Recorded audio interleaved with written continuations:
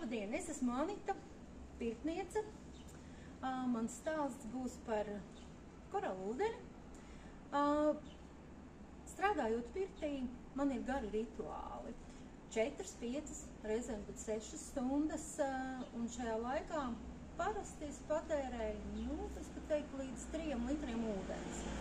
Pirms pirts man ļoti patīk dzert tēju, kas ir ugunspuķa fermentētā, kopā ar nedaudz lakrits, sakni.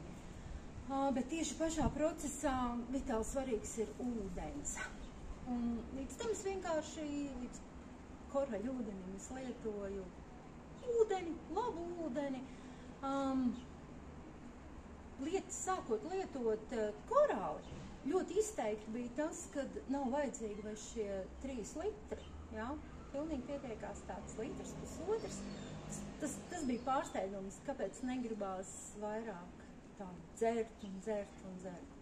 Tā ir mana pieredze.